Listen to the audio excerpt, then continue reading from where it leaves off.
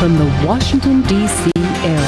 It's the Inside Scoop, all the news that our viewers want to know. Now, here's the host. Welcome to Inside Scoop, Virginia. My name is Bettina Lawton and I'm your host. And if you pay attention to my Facebook page, I told you I was going to have number 1 and number 99 on tonight and encouraged you to try and figure that out.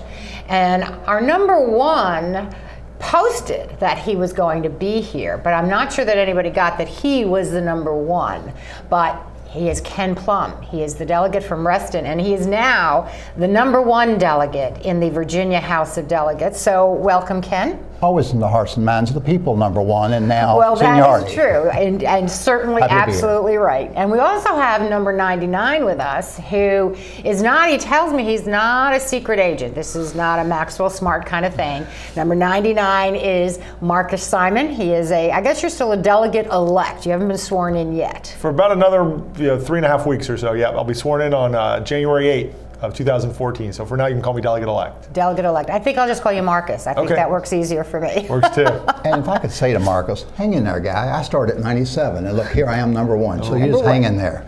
And I asked Marcus before we went on the air, how did he end up being number 99? Because there were a bunch of folks who all got elected on the same day, but you're 99. How did that work? Tell our folks. Well, so I was down to Richmond for our freshman class orientation a couple of weeks ago, and really it's not there's no science to it. It used to be alphabetical. Ken tells me when he was first elected it was alphabetical, but now they've developed a very sophisticated lottery system. So the clerk passes a hat around, and everybody reaches into the hat and pulls out a little piece of paper, and it's rolled up, and you unroll your piece of paper to reveal your seniority number. And so I could have picked worse. The best I could have gotten would have been 86, since there were 14 members of the freshman class this year. I got 99. I joked with Ken actually on the campaign trail that I kind of hoped that if I wasn't going to be number 86, that I'd be 100. We could be bookends. Right. He could drive with his number 1 license plate, and I'd have my number 100. We could park next to each other everywhere we went. But we came pretty close. 1 in 99 does it. 1 in 99. All right. Well, but good. In the end, however, the votes count the same. Mm-hmm. When the speaker says, "Shall the bill pass?" Marcus will have a vote, and I'll have a vote, and those votes are equal counted. Yeah, and it works that way, and that's the way it's supposed to work. So, exactly. Oh, good. So you get some training, Marcus. You said you went down for some kind of training because you went from being a candidate and now you're going to be a delegate. So presumably, did they have to say, here's where you're going to sit and here's how you get somebody's attention? If somebody explains all this stuff to people? So we had an orientation. The clerk sort of summoned us to Richmond at just before Thanksgiving. And the 14 of us came down to Richmond. We got to sit in the House chamber, and, not our seats, but seats like this, and basically told us how to sit and how to behave on the Senate, the floor of the House of Delegates. And there was a little bit of what do I want to say? We just finished a campaign, so they wanted to let us know that, hey, this is great. You won a campaign, a great victory. You've been walking around for months with people telling you how great you are and how wonderful everything is, and even the last couple of weeks telling you how great it is that you won. And now you're going to come here and you'll be freshmen. So sort of know your place a bit of orientation as well. Don't get too excited and try and do everything all at once. And the speaker and the leader, David Toscano, our minority leader, both made a point of being there to explain the importance, now that the campaign was over, of being very bipartisan. Most of the work that happens in the General Assembly isn't partisan in nature. It's really good government. It's about making the Commonwealth run well. Most of the stuff that happens there can be done, and we can find some consensus. So they wanted to encourage us, in addition to knowing how to sit and where to sit and how to address the speaker and other leadership folks, emphasize for everybody that the campaign time was over now. Now it was time to get about the business of doing the right thing for the Commonwealth. Well, Ken, let me ask you this, though, because I hear Marcus say, everything is so bipartisan.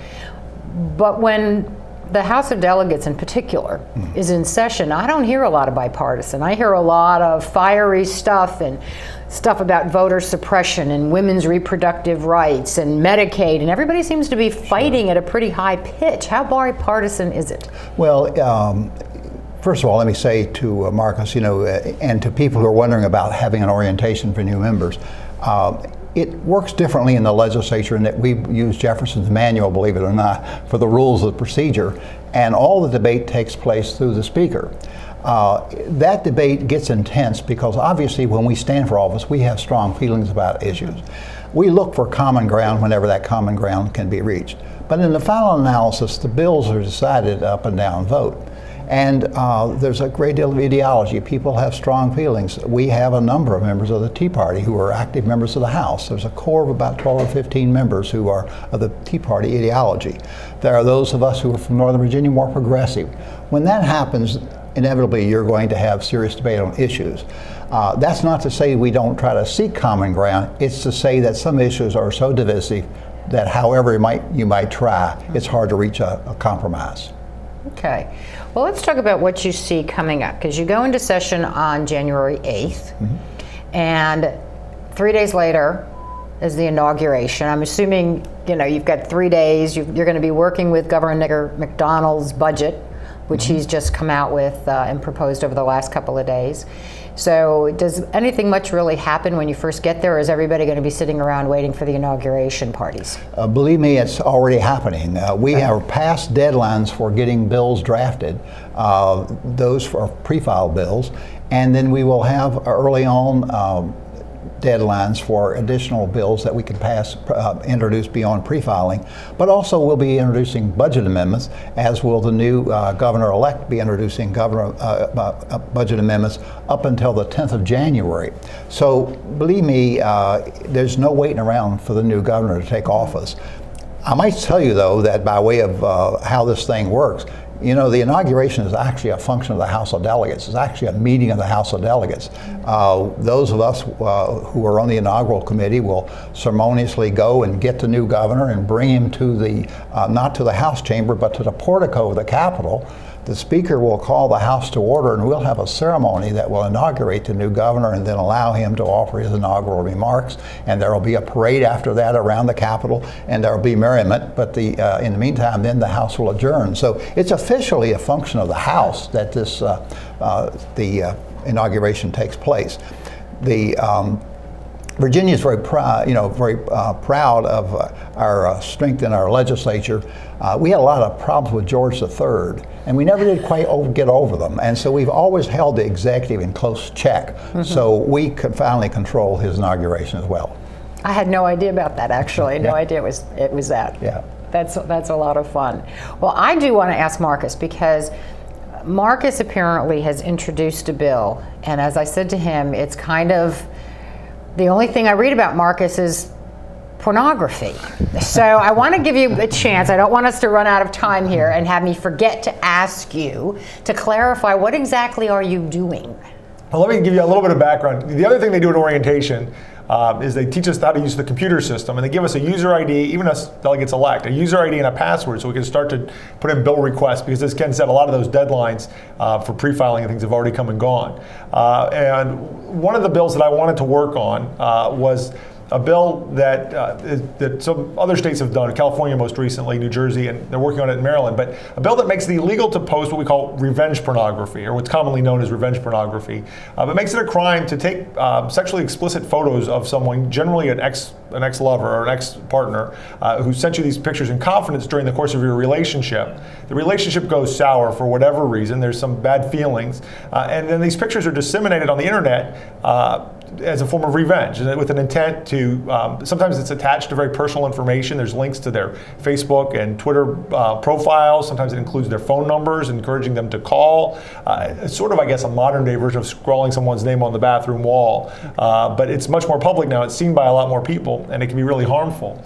I've been talking about doing it, and sort of I maybe hit the trigger a little too quick on my pre-file button. But that's one of the first ones that I've got in, and I've already, because of it sounds very exciting, I think it drives internet clicks for all these news stations. I've had a couple TV interviews about it already, and it seems to have attracted a lot of attention. One of the other things that I've had, that attention though has resulted in, is I've had a number of women from across the Commonwealth reach out to me already and offer their help and assistance in getting this passed, and sharing some of their stories about things that have happened. A small businesswoman who lives out in Stroudsburg now, and her business has been ruined because when people go to Google her name, rather than her business coming up as the first thing that comes up, these pornographic images of her are what comes up, along with a link to a site. And some of this is also associated with a form of, I would say, extortion, where the sites offer to post these videos on behalf of the jilted lover, and then offer the person described, for a fee to have them taken down. Wow. So there's a little bit of a business there as well. So it's something that is being addressed in a lot of states. It's a growing problem. A lot of the millennial generation folks that I talk to say, geez, this is something that we really ought to be worried about. That there are a lot, it's more common, the sharing of these kinds of images privately than many of us might imagine. And so it's a kind of activity that needs to be regulated because it can do folks a lot of harm and can be used in a really malicious way. I hear about things like that in connection with kids at schools where they post things and it's sort of like a bullying thing. Would your bill cover those types of things? Does it only apply to adults? Is it a crime, or what's the ramifications? So with children, with people under 18, that's already a crime. It's a form of child pornography, and so anything that depicts someone under 18 and is published like that would be covered by our existing child pornography laws. This is something that's between adults. It generally involves young adults, but it can be people in their 20s and 30s and 40s as well. And right now, because the person owns the image that was sent to them, and they've got the right to publish it, regardless of their intent, there's no law that sort of covers that. And that's the tension is going to be in really narrowly defining the law so that you don't interfere with people's First Amendment rights to publish things and to publish content that they own. So we've tried to tie it very carefully to the intent. There needs to be an intent to humiliate or cause substantial emotional distress to the person depicted. You have to know or have some reasonable belief that these images were sent to you in confidence and that you don't have a license or permission to reproduce them. So it's I'm sort of getting hit, as I'm finding out, and Kim probably knows this, I'm getting hit from both sides. I have some of the folks that advocate this kind of legislation telling me that we're making it too difficult to prove, that we're writing the bill too narrowly. I've got folks on the civil liberties side saying that we're trampling on people's rights of free speech. Usually Jim Scott, who I used to work for, told me if you're getting hit from both sides, it means you're probably pretty close to where you need to be when both sides are upset with you. But we'll see. It's going to take a lot of work. It may not get done this session either. I mean, this is sort of my first go at this. I think there'll be a lot of work on the language, and we'll have to make some deals and some compromises and make sure it's the right legislation and accomplishes what it sets out to do. Okay, and so does it make it a crime, or is it just a fine, or? So it makes it a crime. It makes it, some states have gone with making this a felony. I personally believe we've got too many felonies already, so I have this as a Class 1 misdemeanor. Obviously, that's something the committee, once it gets into the General Assembly, we can wrestle with what the appropriate penalty would be. There's going to be a second follow-on bill that creates a specific civil action so that it becomes a standalone tort where somebody could sue for it as well. Okay, well, that's interesting. But we are hearing the music, which means we are going to go to break. We will talk some more about other legislation that is being introduced and what these guys expect is going to happen. Stay with us. Saving for retirement might be easy for some folk, but for others, it might take a little more work. And for those who haven't started, there are still things you can do to catch up. Oh, that is good news. Like getting out from underneath past debt. And don't get wrapped up with high-interest credit cards. Get you some eyes. Be diversified with your investments. Don't put all your eggs in one basket. Your financial goals are not out of reach. The choice is clear. For a happy ending, choose to save. Everyone with alcohol and drug addiction is in the same boat.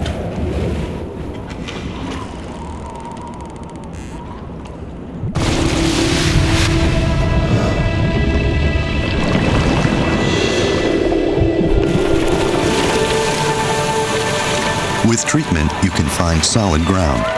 For drug and alcohol information and treatment referral for you or someone you know, call 1-800-662-HELP.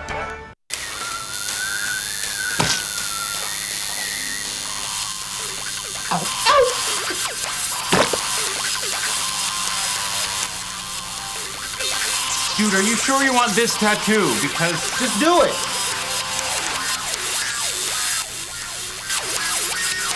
Some mistakes in life are permanent. Like hearing loss. To learn how to protect your hearing, visit asha.org. You've probably heard about heart disease, but did you know that it's the #1 killer of women nationwide? Heart disease claims more lives each year than breast cancer, lung cancer, or strokes combined. But there are steps you can take to protect yourself against it. For more information on how you can prevent heart disease, contact your local American Heart Association or visit their website at www.americanheart.org.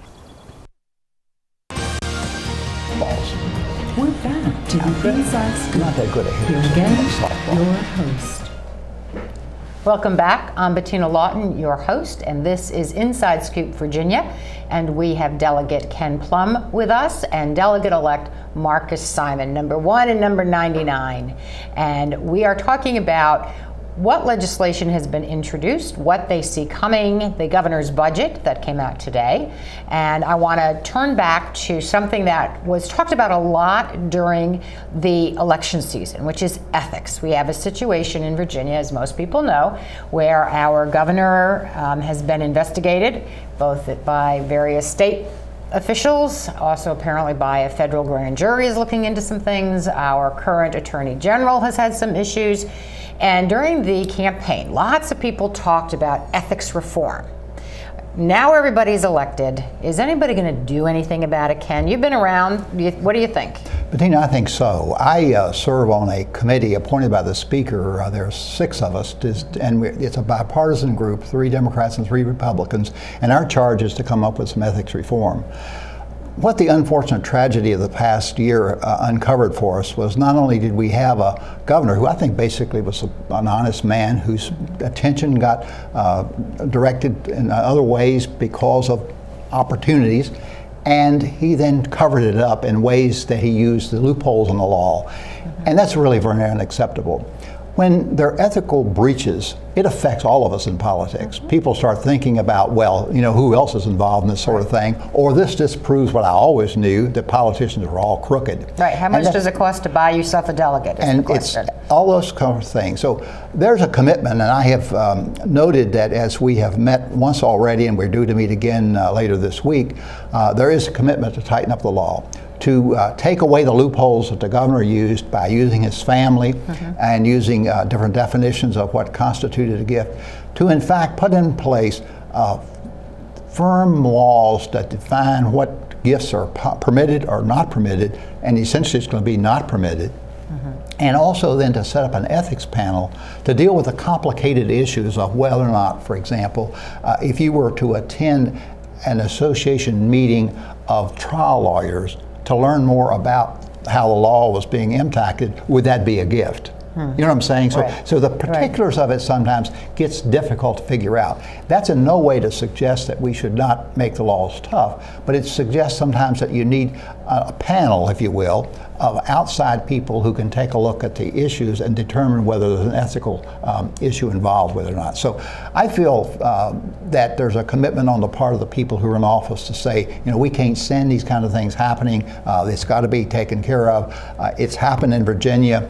Our effort in the past to use primarily disclosure as the way to deal with issues related to gifts and so on is not adequate, that we got to toughen it up. So I believe it's going to happen. Well, is it going to be just a do away with the sort of exemption you could give to the family as opposed to you? Is there going to be a dollar amount? One of the other things that I forget, I think Marcus might have mentioned it when he was on the show before when he was running, about you don't have to file very often. It's like once a year or something. And so there's a huge lag time between somebody giving you something and anybody knowing about it. Are all of those things in play, or is it focused on just one aspect? No, it's all those things are in play. My prediction would be that there's going to be more than one filing, and whether that's 2 or 4 filings or even more remains to be seen. Secondly, there will be some kinds of limitations, whether those are limitations in terms of dollar amounts or limitations in terms of specific items that could be accepted or not, remains to be seen.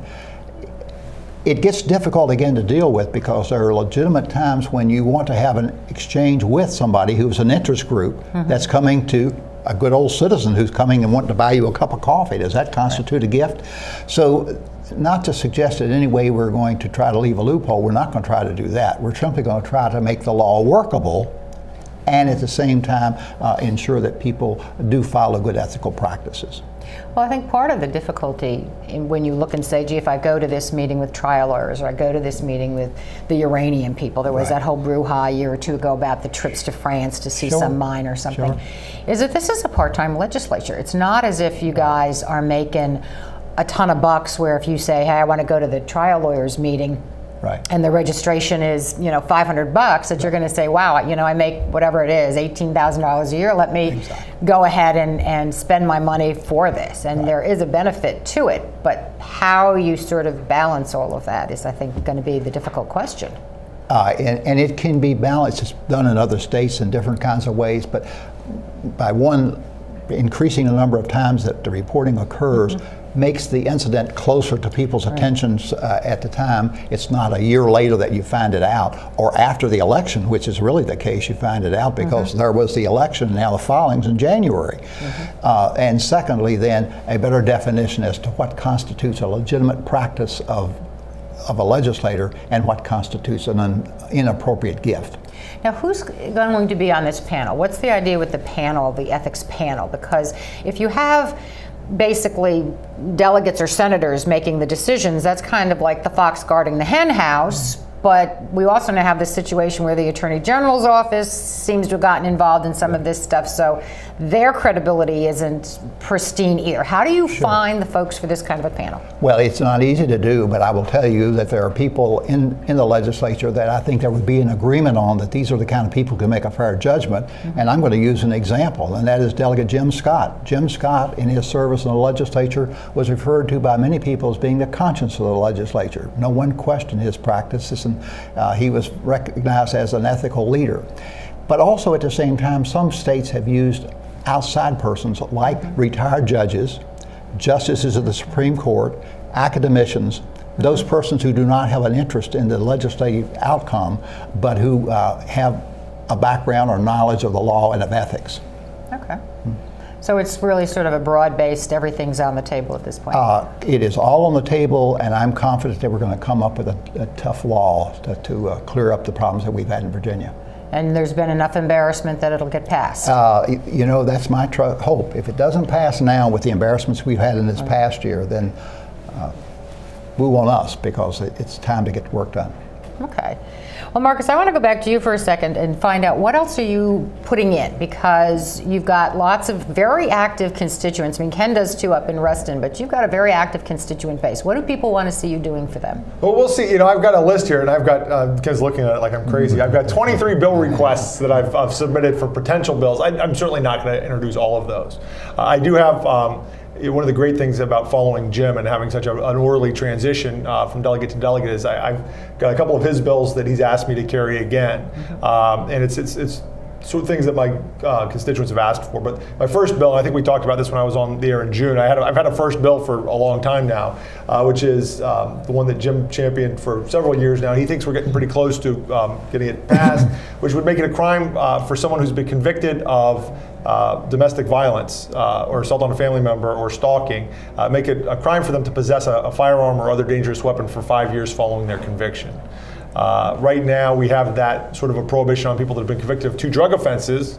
We've got that prohibition on somebody who's got a civil protective order, a stalking protective order, they can't carry a dangerous weapon. But once you're convicted of domestic violence or battery, if it's not a felony, if it's a misdemeanor level conviction, you're still able to carry your gun or your dangerous weapon around.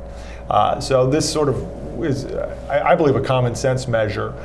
Some of the concerns that have been raised, we've tried to address. There are some relief valves. There's a way for someone convicted to petition the circuit court to have their weapon rights reinstated if they have a legitimate reason, if they're a member of the National Guard or if they're police work or there's some other reason that they have it. So we've tried to build in some safeguards and some reasonable outs. But at the same time, these folks have been convicted of a dangerous offense and of threatening the safety of someone else. And I think it makes sense that we ought to keep them from owning a gun. So that's the first bill that I actually drafted and first bill that I put in.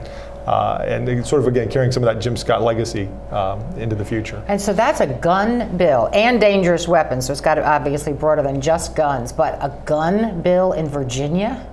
And you think that's going to go anyplace? Well, Jim thought that he was getting close. Okay. Now, we will find out. And again, with a freshman championing, it may not make it out of subcommittee, but it's an important enough cause. I think it's worth carrying it forward. And I think that there may be there are some Commonwealth attorneys from conservative parts of the state that actually helped back this effort on Jim's behalf last go-round.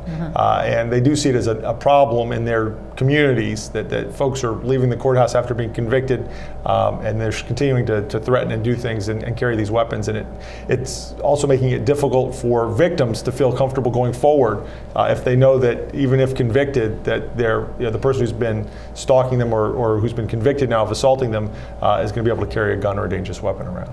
And I'd like to commend Marcus for taking on that bill. Gun violence is out of hand. We've got to do something. And the course in Virginia over the last several years has been going in the opposite direction to make guns more readily available. This bill is a common sense kind of bill. It says that if your behavior indicates that you don't have good self-control and so on, you ought to be walking around with a gun. Right. And the problem we have in Virginia, of course, is that we only do background checks on about 40% of the purchases. I intend to introduce, and you might be surprised to know, a bill that would expand background checks. Will it go anyplace? This past Saturday, on the 14th of December, the anniversary of the Newtown, Connecticut episode, we had 125 people at NRA headquarters in a demonstration to say enough is enough. We're not going to forget this. We're not going to let it go away. That we need to have common sense legislation, not attacking people's constitutional liberties. We're not taking away people's guns. We're simply saying that people who have demonstrated through their behavior like Marcus is talking about, or through their otherwise criminal behavior, or that they are mentally ill and violent in that regard, shouldn't be carrying weapons. So we need to press that legislation. I find more and more people, including even surveys say NRA members, who think that there ought to be common sense gun legislation, and we can't just simply say, well, it's tough in Virginia and let it go by. Sometimes it takes, as those of us who've been around a long time know, it takes a while to get things passed in Virginia. I've been working on a piece of legislation since 1982, and I'm still working on it today, but it's an important piece of legislation, and that's the way it is with gun legislation. We need to continue to work on it. Well, it would seem that this kind of bill, Marcus, really responds to what the NRA type folks always say, that it isn't guns, it's people, and you need to control who is getting these guns. In a bill that says, as Ken just said, you have demonstrated by your own behavior that you can't control yourself, your judgment's bad, you're a threat to people, that would seem to fit right into that niche that they're saying they would support. Well, that's right. And I'm trying to frame this as a domestic violence prevention issue more than certainly a gun control issue, but it's a domestic violence and it's a gun violence prevention, but a domestic violence prevention measure. And I think that that's something that we can maybe get some traction on because, as you said, it's not about the guns themselves, it's people, but this is a regulation of a person. That somebody who's demonstrated that they can't control their temper, that they lean towards violence, they ought not to be allowed to carry a dangerous weapon, including a gun. Okay. Well, we are going to come back after the break and talk about some other issues that are pretty key and have come up in recent weeks, so stay with us. I need a job. Necesito trabajo. I would like to speak English better. Me gustaría hablar inglés mejor. I want to be a U.S. citizen. Quisiera ser ciudadano de los Estados Unidos. For over 35 years, por más de 35 años, the Hispanic Committee of Virginia has been serving our community. El Comité Hispano de Virginia ha estado sirviendo a nuestra comunidad. Job training and placement, capacitación, ayuda para conseguir trabajo, education for children and adults, educación para niños y adultos, immigration, naturalization, and medical referrals, ayuda para los procesos de inmigración y naturalización y orientación sobre médicos are a small part of what we do. Son solo una pequeña parte de lo que hacemos. For help, information, or to volunteer, para ayuda, información o para ofrecerse como voluntario, contact the Hispanic Committee of Virginia. Comuníquese con el Comité Hispano de Virginia, helping everyone participate more fully in American society. Ayudando a todos a participar plenamente en la sociedad norteamericana.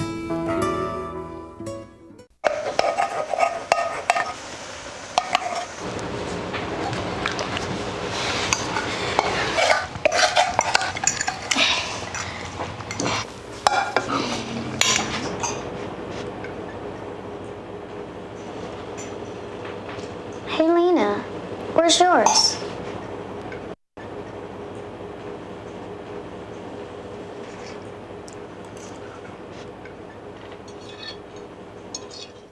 Would you notice if you were missing half your kidney function? According to the National Kidney Foundation, 20 million people have chronic kidney disease, and 20 million more may be at risk and not even know it. Anyone with high blood pressure, diabetes, or a family history of chronic kidney disease is at risk. Early diagnosis is vitally important. To get the whole story, talk to your doctor and visit the National Kidney Foundation at kidney.org or call for a free brochure. Because when it comes to chronic kidney disease, you might not know the half. We're back to the Inside Scoop. Here again, your host. Welcome back to Inside Scoop, Virginia. I'm Bettina Lawton, your host, and I have with us tonight Delegate Ken Plum from the Reston area and Delegate-elect Marcus Simon. I think of Marcus as sort of Merrifield Falls Church. It goes broader, but that's kind of to give you an idea where he is. And when we left, we were talking about gun violence, and what I want to talk about now that we're back is somewhat of a related issue, and that's mental health, because we have seen a lot of tragedies. You mentioned the Sandy Hook incident a year ago. Since then, there have been other shootings that have happened. Some really horrible incidents. Another high school shooting happened a week or so ago. What are we doing about mental health? I saw a report that said the governor's proposed budget had $38 million of new money, which in a state the size of Virginia just struck me anyway as kind of nominal. What's your thought on that? Yeah, you know, when you list those gun violence, you got to list Virginia Tech. Right. I mean, it's the biggest tragedy that we've seen in terms of these gun violence. And after Virginia Tech, everybody, of course, was appalled at what had happened, and we took a look at what should be done. A report was written, and the suggestion was that we needed to increase our funding for crisis control centers where people who are in crisis could be very quickly treated and so on. We should increase the capacity of our mental health facilities so that, again, people who are found under a detention order to be a danger to themselves or to others, that they could be treated. And so we did, as a result of Virginia Tech, appropriate $50 million additional monies for mental health. What happened, however, in the subsequent years is those $50 million was reduced by $40 million. And now today we're putting back $38 million. I say, thanks for putting it back to $38 million, but we need to keep in perspective that we are still just barely even in terms of responding to our mental health needs. One of the concerns, and there's an investigation underway now to find out what happened in that fateful period with Senator Deeds and his son, because it was the case that the son, suffering from a mental illness, was found with a detention order to be a danger to himself and to others. And he was to be sent to a hospital, but no room could be found. Since then, there are suggestions that maybe a room was available. Right. But the thing being is, whatever those circumstances were, the system didn't work. There are the provisions now in the law that try to treat people fairly so that we don't hold them against their will without good reason. That's the problem with detention orders, of course. It may be that you're detaining an inappropriate person, that those timelines ought to be changed. But most importantly, we've got to not only get serious about treatment, mental health treatment, we've got to stay serious. We can't put in the money one year and take it out over subsequent years. When we put it back this time, it has to stay, and we have to make sure that there are adequate mental health treatment beds available throughout the state, and that in fact the detention orders, once they are placed for someone who without permission is going to be detained, that crisis control centers are in place that they can get treatment. We're talking about public safety now.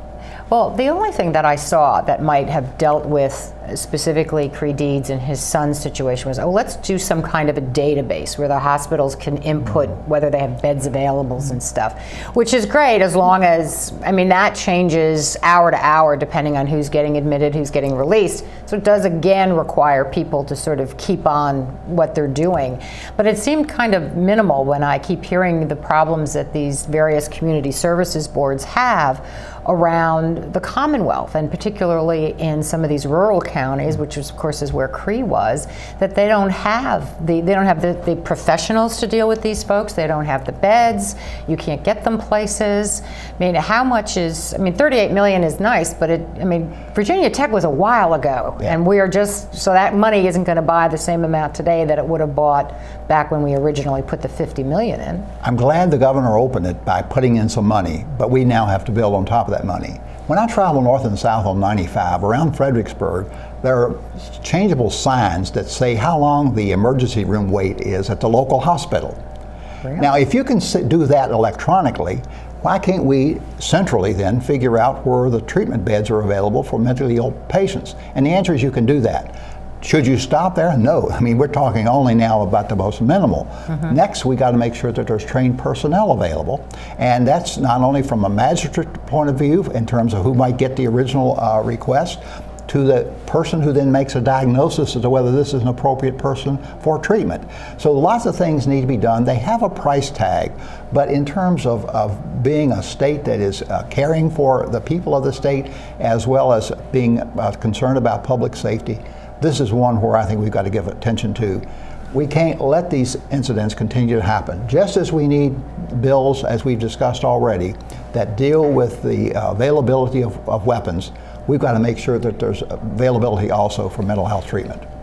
Well, I absolutely agree. And the thing with the Cree deeds, hopefully the possible good outcome is that it gets enough people down in the legislature, because when it happens to somebody you know, all of a sudden it assumes a higher level of importance than if it's just anonymous people that you read about in the paper. And so hopefully this is really going to happen, because it shouldn't have had to get to this point. Agreed. At all. Agreed. At all. Well, what are some of the other things in the budget? I know it was just officially released earlier today, but they were dribbling out different things over the last couple of days. Anything you like in particular, Marcus, or don't like? There were a couple of good things. I was happy to see that my good friend Alfonso Lopez put in some money to establish an affordable housing trust fund last year, and there's actually some funding for that. I can't remember the exact numbers. It's over $80 million that went towards that, which will again begin some seed money to help establish some affordable housing. There's been some things that are good. The big missing item, as far as I can tell, is funding for Medicaid expansion. And that's going to, I think, one of the things that we talked about at our retreat and at orientation, I think is going to dominate a good chunk. I mean, I think it may be this year, 2014's transportation bill is going to be the Medicaid expansion and being able to pull down those funds. But there was some committee that was established at the end of last year that's supposed to deal with that. Are they issuing a report, or are people going to go back and revise the process? Why? Frankly, I thought it was dead, to tell you the truth, because the composition of the people on that committee were such that the vast majority of them didn't want to do it. So why do you think, Marcus, that this is a year we're going to actually deal with it?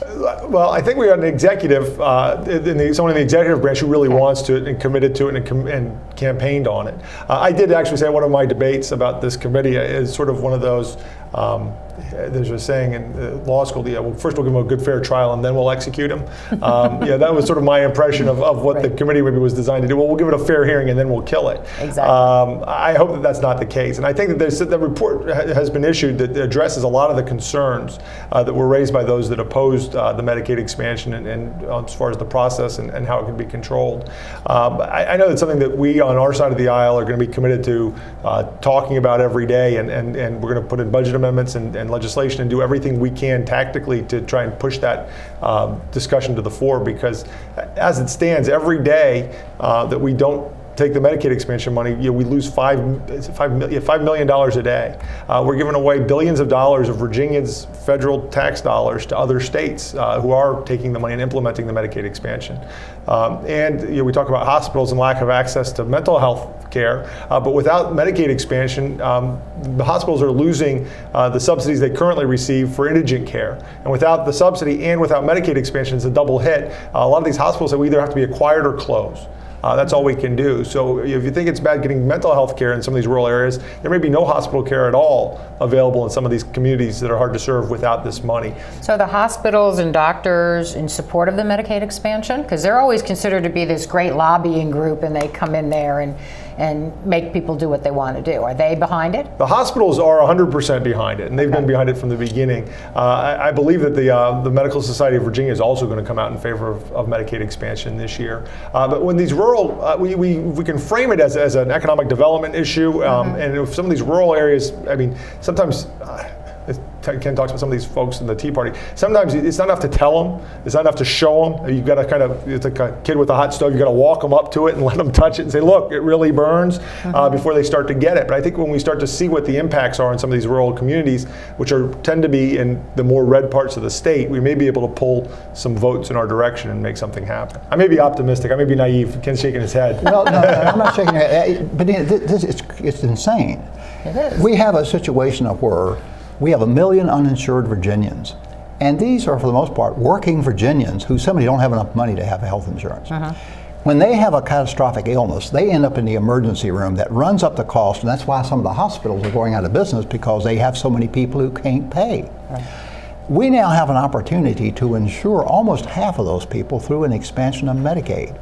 We have an opportunity to bring billions of dollars back to Virginia. We have an opportunity to realize thousands of jobs in the healthcare industry. Why would we turn that down? Well, last year the explanation was there are some reforms that should be done before we accept the new money. So we put a committee in place and the reforms were made. And so it was some disappointment that I realized that the governor today, in addressing the budget, made no provision or made no recommendation relative to Medicaid expansion. I just think it's unconscionable as a civilization that we allow so many people to be uninsured, when in fact there are options for them to be insured, and in fact where Virginians already pay federal taxes, that's going to go off to some other state where you're going to get more benefits and so on. We've always been frugal in our Medicaid program, and we'll continue to be frugal, but basic access to health insurance, and particularly access to preventative care, where the objective is not simply to get you better, it's to keep you better, keep you well, and it's cheaper that way, and it helps in the workplace, it helps in family life, and so on. So I know that this will be an incredible struggle, because there are some people ideologically who don't want, and it's not government insurance, you know, that we're talking about. We're talking about the availability of private insurance as well through the Affordable Care Act, who don't want the government involved in these sorts of things. Well, your local church is not going to be able to take care of charity cases and take care of these people who, when they get sick. The hospitals can no longer swallow the bill, so something has to be done. It's going to be a lot of debate on the floor for sure, and the governor-elect is committed to making it happen. So it may be the item that keeps us most active in this legislative session, but gosh, it's so very important. And I hope people who are watching, who are concerned about this, will make it totally clear to their legislators, their delegates and their senators, that this has to happen. Well, it seemed like the governor, he's on his way out. He kind of punted this. It's not like he's got, by what most people say, it's not like he's got a political future anymore. So you would think he'd sort of bite the bullet and just say to his party, because they're the ones standing in the way, this is what Virginia needs for all of the reasons that you just said, and he didn't do it. I think that's odd. There's an ideological divide that is hard to explain.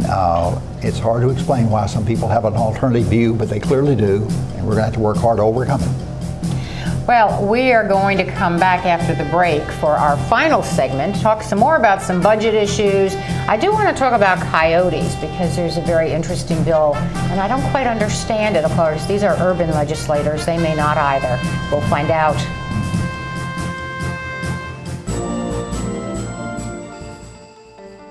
I helped turn my child's public school into a whole new kind of school.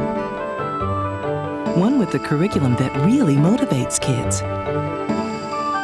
One that has extended hours, 6 days a week, year-round. With loads of academic, cultural, and recreational activities. One that has support services like medical and dental right there. A school where parents' involvement is encouraged. Where teachers have more time to teach. And students are excited about learning. There's just one problem. My child doesn't ever want to come home. You can help turn your school into a community school for excellence. Find out how. Call 1-877-LOVE-TO-LEARN. It's coming. Right to your neighborhood. And when it does, you may be surprised. It's your Social Security statement of your benefits, and it's going to help you plan your financial future. Your benefit statement will tell you how much Social Security you're eligible to receive and when you'll get it. Then you'll know how much you need to save for retirement, because that's coming too. The future is in your hands. Choose to save. The toxic fumes from this meth lab are seeping into Jamie's sinus cavity. Ammonia vapors invade her throat. Toxic gases fill her lungs. Jamie's body is deteriorating.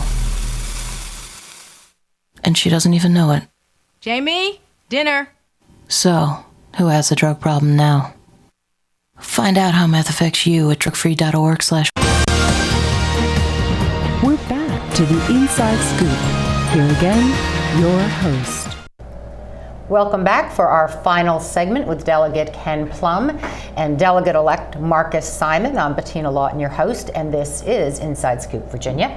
And I want to talk gay marriage right now, because it was only, I think, 2006 that we passed, by pretty significant margins, a constitutional amendment banning gay marriage, and it actually is much broader than that, but people generally just call it banning gay marriage.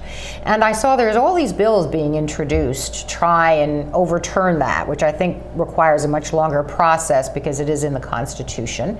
What's your sense of where all of that's going? Marcus, do you have any views on that? And well, I'm happy to be a co-patron to both a House and Senate resolution. I think Senator Adam Eben and some others have introduced a resolution to repeal it. And that's a multi-step process.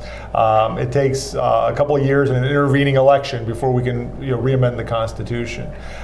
In the meantime, I think that the House of Delegates, I don't know what the mood's going to be in the House of Delegates, but one of the nice things about the Tea Party strain of the Republican Party is a little more libertarian in some instances. And so I think there might be some movement there. I know certainly the polling and the political support is there. It's not a worrisome issue, certainly for those of us in Northern Virginia anymore. There's no doubt. But isn't that when people poll Virginia, I always worry when I see, 60, 70% of the people say, oh, it's fine, because that's Northern Virginia. And Ken, as you said at the front end of this, everybody gets one vote.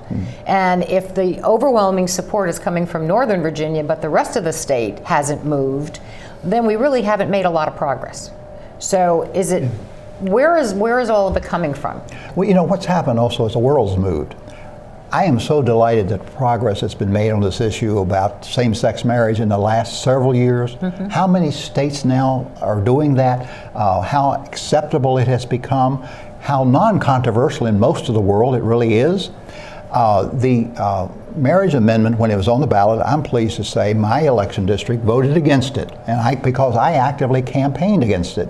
I think it is a terrible idea that the government get into defining who it is you can love and not love. So I'm very hopeful that we will be able to, we would have to pass it this year or next year. There would be an intervening election, and then we'd have to pass it again and go back to a referendum. That's how you get it done. Okay. But I would hope that period of time would have us to have legislators to go back home and realize that, gee whiz, for the majority of the people, this is no big deal anymore. This is pretty commonplace in the world. We're the exception, not the rule. We kind of passed that amendment right at the end of the opposition to same-sex marriage, but now the world has kind of turned, so to speak, and I'm pleased to see it happen. Having said that, though, there are also other forms of discrimination against LGBT community that I'm hoping that we will be able to bring some change to. Delegate Jim Scott and I, for years, introduced bills that would take away discrimination in hiring practices on the part of the state, and also would allow us to add non-discriminatory clauses to the human rights laws of local government so that discrimination based on sexual orientation could be investigated. I'm hoping again with what has happened in the current change of public opinion that those laws can finally be passed, and that in Virginia, where we've made such progress, with the Virginia Statute for Religious Freedom and our Bill of Rights and so on, that we'll get along with the rest of the world and recognize that government shouldn't be in the business of defining who we love.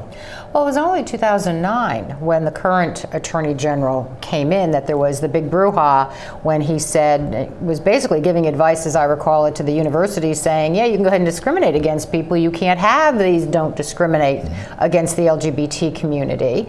Have we really come that far, and does it make a difference? I mean, we're undergoing a recount right now in our Attorney General's race. So does it make a difference if we end up with Mark Obeshane versus Mark Herring? Is that also going to be a factor in how these bills fare?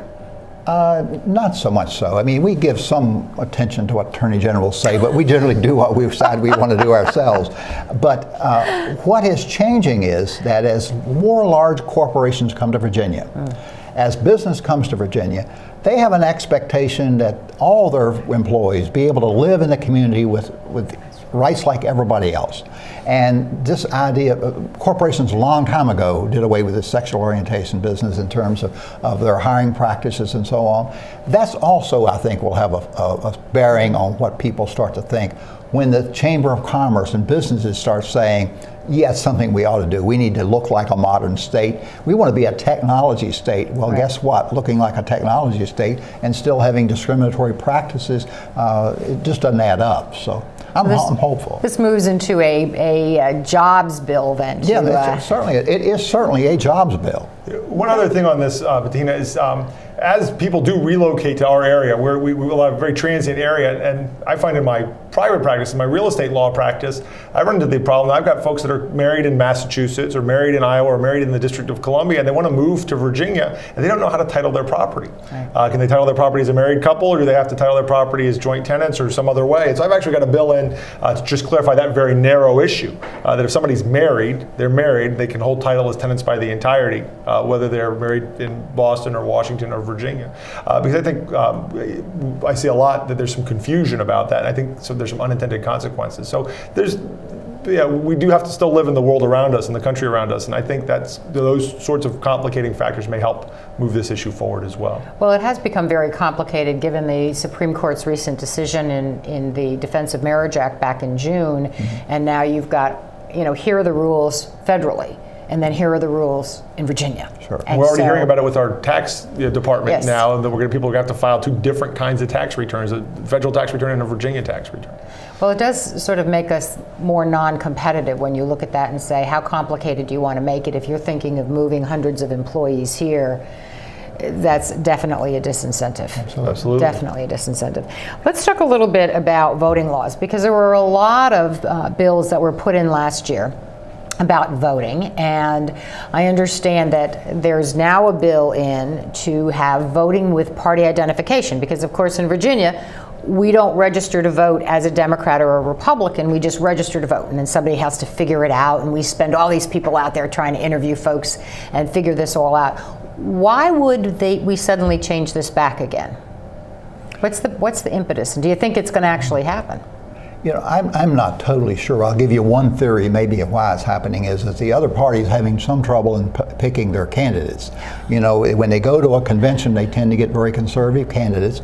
If they went to a primary, the current problem could be the Democrats could show up at that primary and vote. So they don't want to try that. So if you had people sign up by party, designate, then you could close your primary and you could more likely control who it is that's selected. I don't think it's a particularly good idea because there are a whole lot of people out there who aren't Democrats or Republicans. I'm a Democrat through and through, but there are some people who say, I really vote for the person. I make up my mind based on what the campaigns and so on.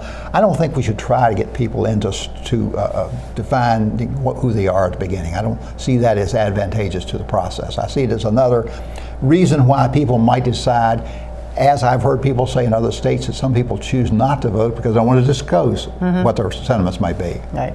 Well, they do have a problem in choosing their candidates. They are, I think, this week choosing their nominee on the assumption that Mark Herring becomes Attorney General, and they're doing it at like, I don't know, 6 or 7 o'clock in Sterling in one location, and everybody's got to come, and they have some rule that say if you voted in any kind of Democratic primary all the way back to 2004. So I mean, they clearly are trying to weed out any of these sort of, Democratic spies from coming into their meeting. Well, who they weeded out was a moderate Republican who had lost to a Tea Party challenger who wanted to come back and run as a Republican, and now decided that under this kind of system, I'm not running at all. I'm running as an independent. Right. So, figure that. It makes no sense at all. Makes no sense at all. Do you think we're going to get a broader early voting, or as we say, early in-person absentee? I saw a proposal that people over the age of 65 automatically be able to do it. I will tell you, I mentioned this in a room with a wide diversity of ages, and all the young people said, well, that discriminates against us. We can't have that. And I'm like, oh, for heaven's sakes. What do you think? Is that going to happen? It's been introduced before, and it's never gone anyplace. I've got a bill for no excuse, or no excuse for anybody. If you want to go vote early, you don't. Right now we have a list of, I think, 16 reasons. Right. One proposal is to add a 17th reason, which is I'm over 65. Right. And that would be a good enough reason to vote in person absentee or vote early. I've got a bill in that says you wouldn't do it at all. Do I think it's going to go anywhere? Probably not. They've looked at the numbers and the computer models, they being the Republicans, and decided that we do better among early voters. And so somehow if we had fewer early voters, we wouldn't do as well. I'd like to frame it as a election fraud prevention. I think if we've got fewer people on election day, we'll have more time to very closely check their IDs and make sure that everybody's, we're scrupulously making sure that we've got the right folks voting. I don't expect it to go anywhere, but I think another one that's worth pushing the envelope is, it's good to know that Ken's had one since 1982. We'll see if I can come back here in 2038 and let you know I'm still working on that first bill that I introduced in 2013. Well, let me ask you about this, because there is a voter ID law that goes into effect this year. There was some thought that if Terry McAuliffe became governor, that we might be able to not have that go effective. Is there any hope that we will get away from this photo ID law? Well, I would hope. The problem we have in Virginia is not voter fraud. We have a problem of lack of voter participation. That's been historically the case when we had a number of laws that were designed to keep essentially African Americans from voting. We need to work at how it is that we can broaden participation to make for better government, and these no excuse absentee voting is an ideal way to go about doing that. It's convenient for everybody, including the government that runs these elections, for heaven's sake, as well as for the local individual. So it would be my hope that what we would see would be more of an effort to try to open up the process and get rid of things like voter ID, which for some people, it gets to be a problem. Right. I mean, they don't have a driver's permit. Some of the oldest, most conscientious voters would find it inhibiting. And some people who, again, look for simple reasons not to vote would use it as an excuse not to vote. So right. I know the governor-elect would be favorable to that. Whether we can get it out of the legislature, we'll certainly be trying. Well, let me ask you, so we've got a little bit of time left, like a very little bit of time, but I did want to ask you about coyotes, because I'm sure the folks who are watching are going, what in the world is Bettina doing talking about coyotes in Northern Virginia? But there is a proposed piece of legislation that says you can't hunt them on Sundays. Yes. Which I thought was discriminatory against all other forms of wildlife. What's the deal with coyotes and Sundays? Is there some religious significance that I'm missing here? You can't hunt on Sunday, and you considering coyotes as being a vagrant animal that you could have otherwise hunted on Sunday, I guess it would save the coyote, but we'll debate again Sunday hunting. And for those people who wonder why I continue to vote to keep the Sunday hunting law in place, because there's so many of my constituents who say it's the only day of the week I feel safe to walk in the woods. Oh, God. And I've got people who are birders and people who are hikers who want to feel safe one day in the woods.